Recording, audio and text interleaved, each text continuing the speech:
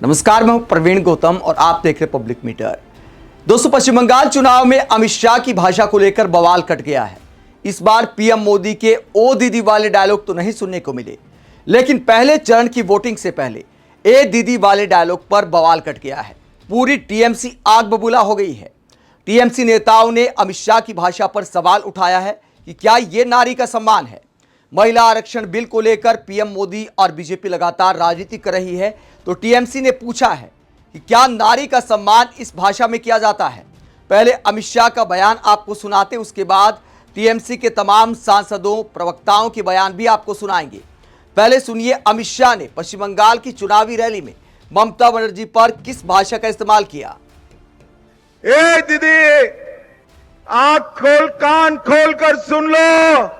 ए दीदी, आंख खोल कान खोल कर सुन लो। ए दीदी।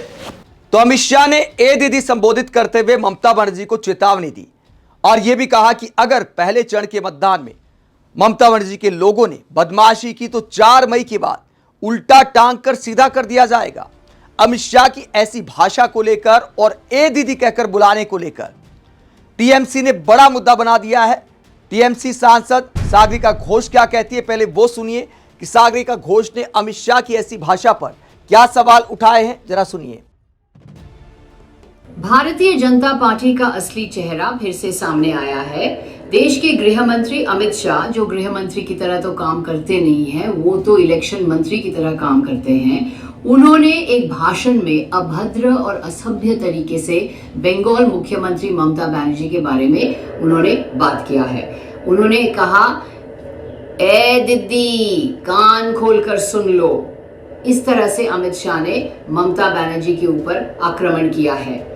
ये संसद में नारी शक्ति और नारी सम्मान के नारे लगाते हैं, पर असल में ये ना नारी शक्ति में विश्वास रखते हैं, ना नारी सम्मान में विश्वास रखते हैं। नारी शक्ति इनके लिए सिर्फ एक नारा है। ये नारा शक्ति में विश्वास रखते हैं, नारी शक्ति में नहीं।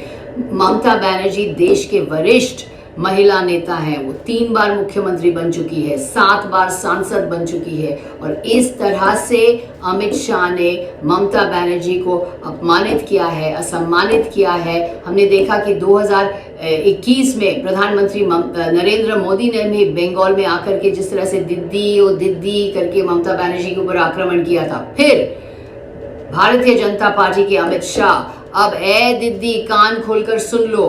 फिर भारतीय जनता पार्टी ममता बनर्जी के ऊपर अभद्र और असभ्य तरीके से आक्रमण कर रही है। तो सागरिका घोष कहती है कि जिस तरह पीएम मोदी ने पिछले चुनाव में अपमान किया था, उसी तरह की भाषा का इस्तेमाल अमित शाह ने किया है। टीएमसी ने उस भाषा की तुलना भी की है। पीएम मोदी और अमित शाह दोनों का बयान शेयर करते हुए टीएमसी ने जवाब दिया है। पहले सुनिए अमित शाह और पीएम मोदी ने किस तरह की भाषा का इस्तेमाल किया ममता के लिए। ए दीदी, ए दीदी, ए दीदी, ए दीदी,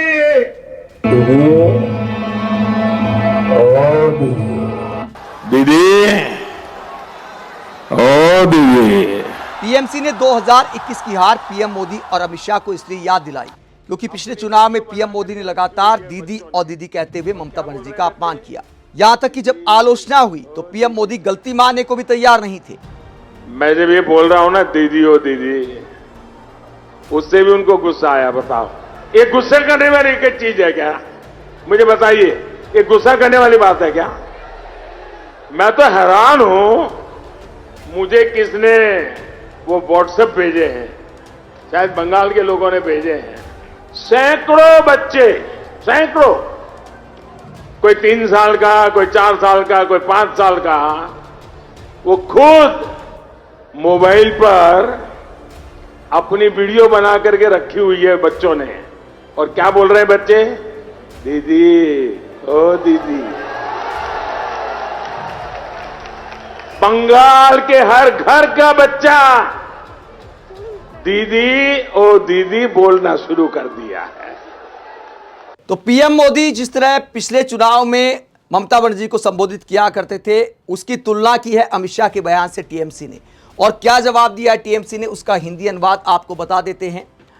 2021 नरेंद्र मोदी ने श्रीमती ममता बनर्जी पर दीदी और दीदी कहकर फब्तियां कसी थी।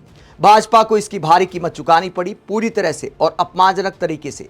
2026 अमित शाह उन्हें ए दीदी ई दीदी कहकर संबोधित कर रहे हैं। उन्होंने एक भी सबक नहीं सीखा है। तो टीएमसी आरोप लगाती है कि कोई सबक नहीं सीखा है बीजेपी ने पिछली हार से। आगे टीएमसी ने कहा कि इस अपमान को न तो माफ किया जाएगा और ना ही भुलाया जाएगा। भाजपा ने अपने शब्दों और अपनी आवाज के साथ कैमरे के सामने अपनी किस्मत खुद ही सील कर दी है, जिसे पूरा बंगाल देख रहा है और याद रखेगा। आपका पतन निश्चित है, इस बारे में कोई संदेह ना रखें। तो टीएमसी कहती है कि बंगाल की जनता इस अपमान का बदला लेगी जिस तरह की भाषा का इस्तेमाल अमित शाह ने ममता बनर्जी के लिए किया है। वही कीर्ति आजाद टीएमसी के सांसद क्या कहते हैं, वो भी कहते हैं कि मोदी के दीदी और दीदी के बाद अब अमित शाह ने जिस तरह के शब्दों का इस्तेमाल किया है वो इस बात को दिखाता है कि बीजेपी नेता महिलाओं का कितना सम्मान करते हैं। टीएमसी के अलावा बाकी दलों के नेताओं ने भी अमित शाह की भाषा पर सवाल उठाया है। आरजेडी की महिला प्रवक्ता प्रियंका भारती कहती हैं, ए दीदी ये है नारी सम्मान। इसी नारी सम्मान में आंसू बहा रहे थे महामानव। तो पीएम मोदी के महिला आरक्षण बिल को लेकर भावुक होने पर कटाक्ष किया है प्रियंका भारती ने। इसके अलावा झारखंड मुक्ति मोर्चा से भी टीएमसी को समर्थन आया है। झारखंड मुक्ति मोर्चा हेमंत सोरेन की पार्टी ने कहा, ओ दीदी अरे ओ दीदी से गिरते हुए ए दीदी। दीदी मतलब बड़ी बहन मां समान होती है। हमारी संस्कृति में उनका स्थान हमेशा उच्च होता है। राजनीतिक प्रतिद्वंदता एक तरफ, पर कम से कम ऐसे बड़ी बहन अर्थात दीदी का अपमान तो भाजपा ही ना करे। तो भारत की संस्कृति के मायने समझाए हैं। टीएमसी के साथ साथ तमाम विपक्षी नेता अमित शाह की इस भाषा की आलोचना कर रहे हैं। क्या आने वाले चुनाव में अमित शाह की भाषा बीजेपी को महंगी पड़ सकती है?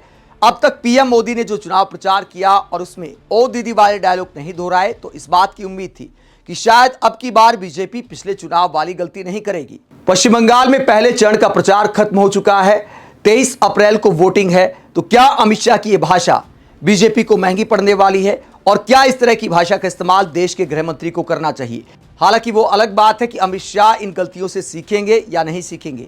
उनकी भाषा के चर्चे संसद से लेकर चुनावी रैलियों तक रहते हैं। इस बार के संसद सत्र में भी उन्होंने जिस तरह एक शब्द का इस्तेमाल किया था वो भी काफी चर्चा में आ गया था।